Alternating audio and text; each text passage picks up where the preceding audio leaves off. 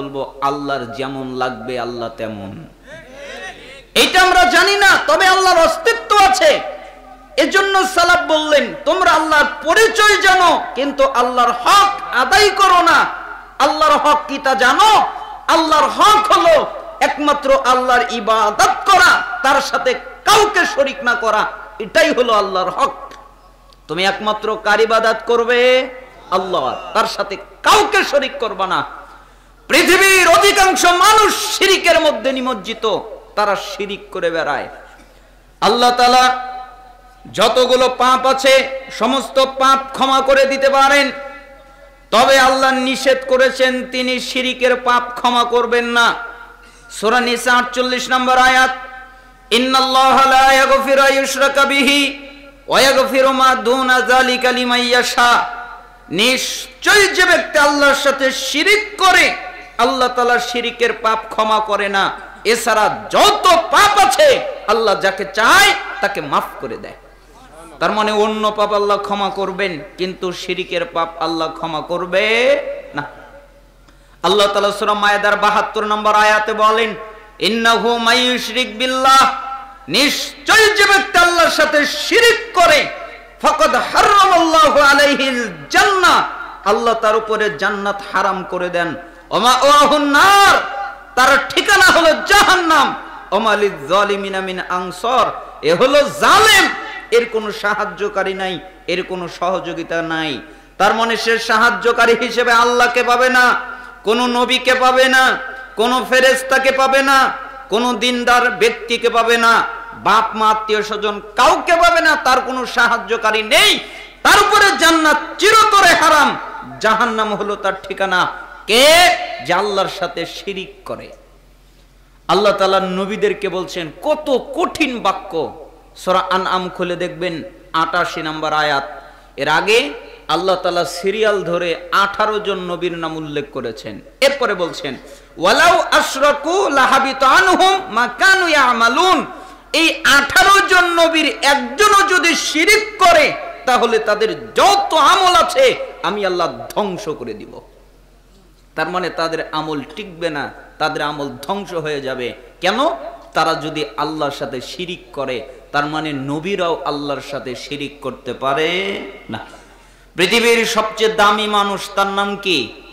মুহাম্মদ সাল্লাল্লাহু আলাইহি সাল্লাম। আল্লাহ তাকে উল্লেখ করে সূরা জুমারের 65 নম্বর আয়াত নাজিল করেছেন, লাইন আশরাকতা লা ইয়াহবাতান্না আমালুক ওয়া লা তাকুনান্না মিনাল খাসিরিন। নবী, আপনিও যদি শিরিক করেন তাহলে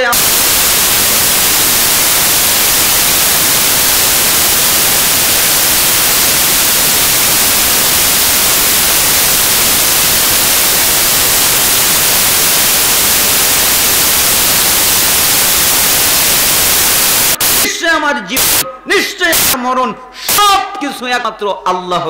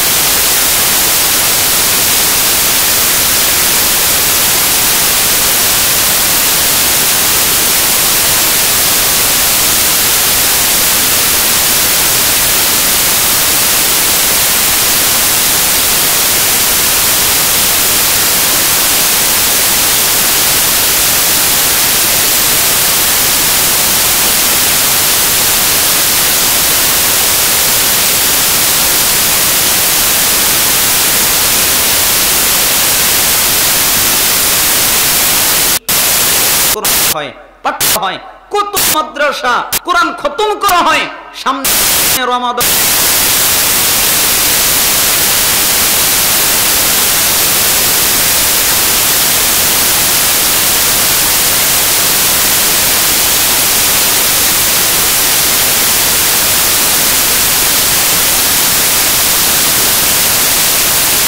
শিরক করে কিভাবে?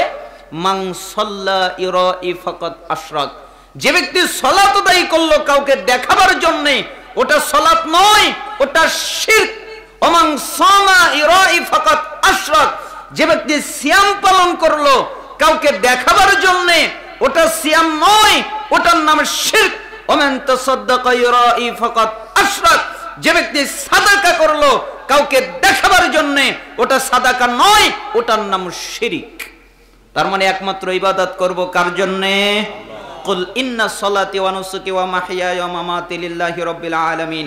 আপনি বলেন নিশ্চয় আমার সালাত, নিশ্চয় আমার জীবন, নিশ্চয় আমার মরণ, নিশ্চয় আমার সালাত, নিশ্চয় আমার কুরবানি, নিশ্চয় আমার জীবন, নিশ্চয় আমার মরণ, সব কিছু একমাত্র আল্লাহর জন্য। বলেন তো কার জন্য? আমরা আল্লাহর জন্য। তাহলে সালাত আদায় করতে হবে কাকে সন্তুষ্ট করার জন্য? যাকাত দিতে হবে কাকে সন্তুষ্ট করার জন্য? সিয়াম পালন করতে হবে, হজ করতে হবে কাকে সন্তুষ্ট করার জন্য? দান সাদাকা করতে হবে কাকে সন্তুষ্ট করার জন্য? আল্লাহকে সন্তুষ্ট করার জন্য। এই জন্য শিরিক করা যাবে না।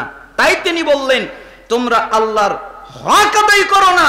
আল্লাহর হক হলো একমাত্র তার ইবাদত করা, তার সাথে কাউকে শরীক না করা। ওয়াকারাতুমুল কুরআন ফালাম তা'মালু বিমা ফীহি, 2 তোমরা কোরআনুল কারীম পাঠ করো, তোমরা কোরআন তেলাওয়াত করো, কোরআন পাঠ করো, কোরআন পড়ো, কিন্তু ওই অনুযায়ী তোমরা নিজেরা চলো না। ঠিক না? কোরআন আমরা পাঠ করি না? করি না? সবাই পাঠ করি, পড়ি, কিন্তু ওই অনুযায়ী আমরা নিজেরা কি চলি? চলি না। কোরআন তেলাওয়াত করা হয়, পাঠ করা হয়, কত মাদ্রাসা কোরআন খতম করা হয়। সামনে রমাদান মাস, কত মানুষ কতবার কোরআন খতম করবে, কিন্তু বুজার লোকের সংখ্যা খুবই কম, তাই না? এজন্য আল্লাহ তাআলা সূরা তাহা 124, 125, 126 তিনটা আয়াত নাজিল করেছেন। ওমান আরাদা আন যিকরি ফাইন্না লাহু মাঈশাতান দানকা ওয়া নাহশুরুহু ইয়াওমাল কিয়ামাতি আমা।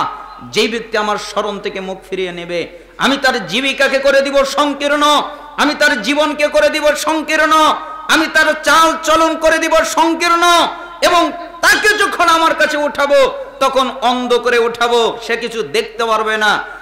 তাই সে আল্লাহকে বলবে ক্বালা রাব্বি লিমা হাশারতানি আ'মা ওয়া ক্বাদ কুনতু বাসীরা, হে আমার রব আজকে কেন আমি অন্ধ? আমি যখন দুনিয়ায় ছিলাম তখন চক্ষুওয়ালা ছিলাম, আমি এই চোখ দিয়ে দেখতে পারতাম, আজকে কেন আমাকে অন্ধ করা হলো? আল্লাহ তাআলা বলবেন ক্বালা কাযালিকা তাতকা আয়াতুনা ফানাসিতাহা ওয়া কাযালিকাল ইয়াওমা তুনসা। কেন? তোমার কাছে যখন আমার আয়াত গিয়েছিল তখন তুমি আমার আয়াত থেকে যেভাবে মুখ ফিরিয়ে রেখেছিলে, ঠিক আমি আল্লাহ আজকের দিনে তোমার থেকে মুখ ফিরিয়ে নিলাম। আল্লাহ যদি মুখ ফিরিয়ে নেয় বাঁচার উপায় আছে? যারা কোরআন ত্যাগ করে, যারা কোরআন পড়ে না, যারা কোরআন বোঝে না, যারা কোরআন অনুযায়ী আমল করে না, আমরা সবাই জানি আল্লাহর নবী শাফায়াতের নবী, ঠিক না? আল্লাহর নবী শাফায়াত করবেন, শাফায়াতের নবী। এই জন্য একটা সালাফ একজন বলতেন যে না, আল্লাহর নবী শাফায়াতের নবী, আবার আল্লাহর নবী মামলারও নবী। কেন? আল্লাহর নবী শাফায়াতও করবেন, আল্লাহর নবী মামলাও করবেন। কিভাবে? আল্লাহ তাআলা সূরা ফুরকান 30 নম্বর আয়াতে ওই মামলাটার কথা বলে দিয়েছেন। আল্লাহ তাআলা বলেন ওয়াকালার রাসূল, সেদিন রাসূল বলবেন ইয়া রাব্বি, হে আমার রব, ইন্না কওমি ইত্তাখাযু হাযাল কুরআনা মাহজুরা, আমার জাতির লোকেরা কোরআনকে পরিত্যাজ্য করেছে, কোরআনকে পরিত্যাগ করেছে, এজন্য আমি আজকে তাদের বিরুদ্ধে মামলা দায়ের করলাম। যারা কোরআন পরিত্যাগ করেছে প্রত্যেকের বিরুদ্ধে মামলা দায়ের করবেন। মুহাম্মদ সাল্লাল্লাহু আলাইহি সাল্লাম, ইমাম ইবনে তাইমিয়া রাহিমাহুল্লাহ বলেন, যে ব্যক্তি শুধু কোরআন তেলাওয়াত করে, কোরআন বোঝে না, ওই অনুযায়ী আমল করে না, এ হলো কোরআন পরিত্যাগকারী। এর বিরুদ্ধে রাসূল মামলা করবেন। কেন? সে কোরআন বুঝলো না, কেন সে আমল করলো না।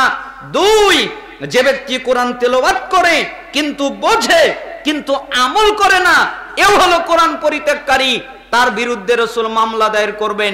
সে কোরআন তেলাওয়াত করার পরে, বুঝার পরে কেন আমল করেনি? যারা কোরআন তেলাওয়াত করে, কোরআন বোঝে, ওই অনুযায়ী আমল করে, এদের পক্ষে রাসূল থাকবেন। এছাড়া যত লোক আছে তাদের বিরুদ্ধে রাসূল অবস্থান করবেন, তারা হলো কোরআন পরিত্যাগকারী। এজন্যই আল্লাহর নবী একদিন বললেন ইলম উঠে যাবে, তখন একজন সাহাবী বললেন, আল্লাহর নবী, কিভাবে ইলম উঠে যেতে পারে? আমরা কোরআন তেলাওয়াত করছি, আমাদের বাচ্চারা কোরআন তেলাওয়াত করছে, পরবর্তী প্রজন্ম যারা আসবে তারা কোরআন তেলাওয়াত করবে, আপনি বলছেন ইলম উঠে যাবে, কিভাবে ইলম উঠে যেতে পারে? আল্লাহর নবী বললেন, জিয়াদ, তোমার মা তোমাকে হারিয়ে ফেলুক, আমি তোমাকে মদিনার জ্ঞানী ব্যক্তি মনে করেছিলাম, আমি তোমাকে মদিনার বিজ্ঞ ব্যক্তি মনে করেছিলাম। বলো, ইহুদিদের কি কিতাব নেই? খ্রিস্টানদের কি কিতাব নেই? আছে তো। ইহুদিদের কিতাব, খ্রিস্টানদের কিতাব যেমন ওদের কোনো উপকার করতে পারেনি, ঠিক তোমাদের মধ্যে কোরআন থাকবে, তোমাদের কোনো উপকার করতে পারবে না, তোমরা ওই অনুযায়ী চলবে না, বাস্তবায়ন করবে না। এটাই হলো ইলম উঠে যাওয়া। আজকে আপনি বাংলাদেশের দিকে তাকান, তাম পৃথিবীর দিকে তাকান, অধিকাংশ মানুষ কোরআন তেলাওয়াত করে কিন্তু ওই অনুযায়ী আমল করে না, ঠিক না? কোরআন পড়ে, কোরআন তেলাওয়াত করে, কিন্তু ওই অনুযায়ী যে চলতে হয় এটা বাস্তবায়ন করে না। কোরআন যে বুঝতে হয়, আল্লাহ তাআলা যে বুঝার জন্য কোরআন নাজিল করেছেন, আমার বুঝার জন্য, আপনার বুঝার জন্য, এই কোরআনের ভিতরে কি আছে এটা বুঝে আমল করার জন্য আমরা তা করি না, তাহলে কোরআন আমাদের বিরুদ্ধে দাঁড়িয়ে যাবে। এজন্য সালাফ বললেন, তোমরা কোরআন পাঠ করো ঠিকই, কিন্তু ওই অনুযায়ী তোমরা চলো না। অকুলতুম নুহিব্বুর রাসূল সাল্লাল্লাহু আলাইহি ওয়াসাল্লাম ওয়া তারাকতুম সুন্নাতাহু। 3, তোমরা বলো আমরা রাসূলের সুন্নাতকে ভালোবাসি, আমরা রাসূলকে মুহাব্বত করি, আমরা রাসূলকে ভালোবাসি, কিন্তু তোমরা নিজেরাই ওই রাসূলের সুন্নাত ত্যাগ করো, ঠিক না? কয় আমরা ভালোবাসি কিন্তু মানার ক্ষেত্রে আর রাসূলের সুন্নাত ফলো করে না। কিন্তু ভালোবাসায় কোনো কমতি নাই, ভালোবাসায় কিন্তু একদম ভরপুর। সে রাসূলকে ভালোবাসে, তার জন্য জীবন দিতে পারবে, কিন্তু রাসূলের জন্য দাড়ি বাড়াতে পারবে না। রাসূলের জন্য জীবন দিতে পারবে, টাকনোর নিচে কাপড় কাটতে পারবে না, সুদ ছাড়তে পারবে না, ঘুষ ছাড়তে পারবে না, জিনা ছাড়তে পারবে না, ব্যভিচার ছাড়তে পারবে না, কিন্তু জীবন দিতে পারবে। মিথ্যা ভালোবাসা, মিথ্যা ভালোবাসা সত্যিকার ভালোবাসা নয়। তার মানে তোমরা বলো আমরা রাসূলকে ভালোবাসি কিন্তু তার সুন্নাত ফলো করো না। অথচ আমাদের জীবনের সবচেয়ে জরুরি কাজ হচ্ছে